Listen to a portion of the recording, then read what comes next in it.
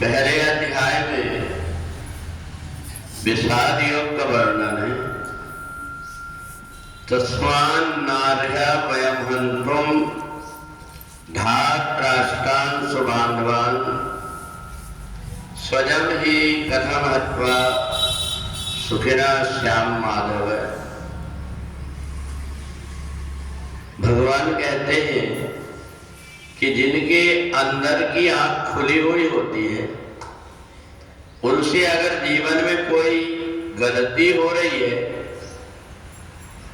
तो उस गलती को सुधारने की कोशिश करता है।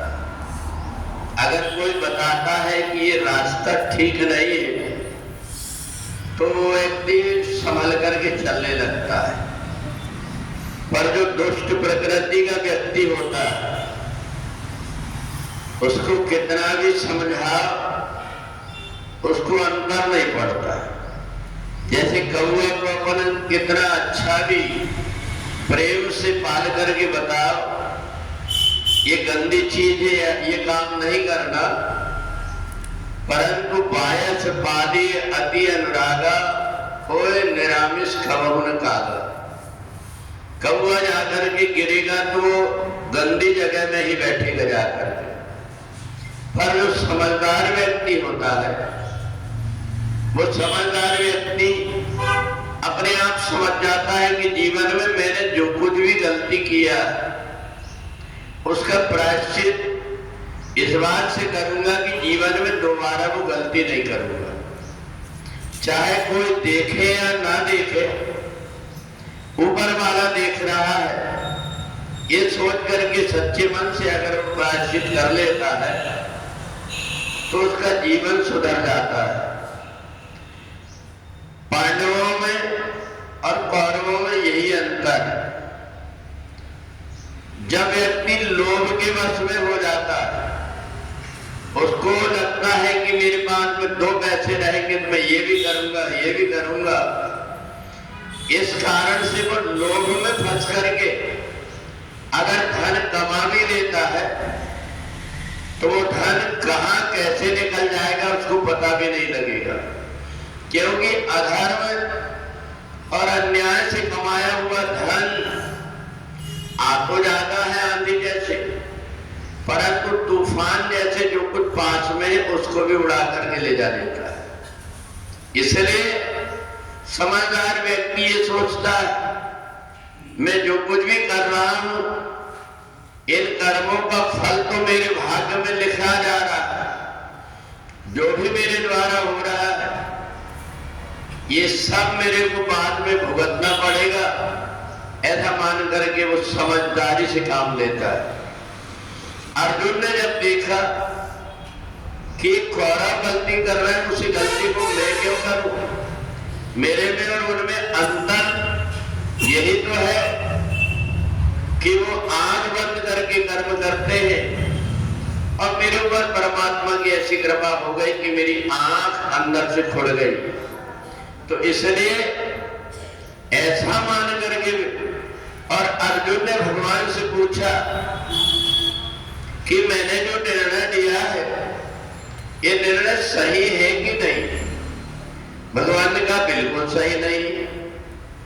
असोच्यान वसोचस्त्वं प्रज्ञावादान से तुम काम जो कुछ करने जा रहे हैं वो मूर्ख व्यक्ति, अज्ञानी व्यक्ति का है।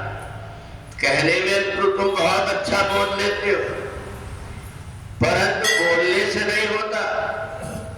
जब तक व्यक्ति अपने जीवन में आचरण में नहीं लाता उस बात को, तब तक के बोलने से उसको लाभ नहीं हो पाता। और इसलिए अर्जुन ने भगवान के चरण पकड़ लिए कि मेरे को आप ऐसा उपदेश दीजिए ताकि मेरे से गलती ना हो। और अर्जुन को संभाल लिया भगवान ने। जो व्यक्ति अगर आश्रित होकर पूछता है कि मेरे लिए क्या करना चाहिए आप बताइए, तो सामने वाला उसका हितकर बात उसको बता देता है। तो इसलिए हमारे जीवन में जब इस प्रकार की गलती हमें दिखाई देती तो उसको सुधारने की जो कोशिश करते हैं वो अर्जुन है। जिसने देखा कि मेरे से बहुत बड़ी गलती हो रही है, मैं राज्य के मेरे को पद प्राप्त हो जाएगा, इसलिए मैं गलत अधर्म करने जा रहा हूं, इसलिए उसने अपनी शंका का समाधान कर लिया। भगवान ने कहा जो तुम करने जा रहे थे उसको इस ढंग से करो कि जिससे कि तुम्हें कष्ट नहीं होगा। धुआं सब किसी को बुरा लगता है, परंतु वही धुआं जब हवन का सुगंधित होकर के पूरे घर को पवित्र कर देता है, वो धुआं का स्वरूप बदल जाता है। इसलिए तुम कर्म तो करो, पर मेरे अर्पित होकर के कर्म करोगे तो तुम्हें इसका फल नहीं भोगना पड़ेगा।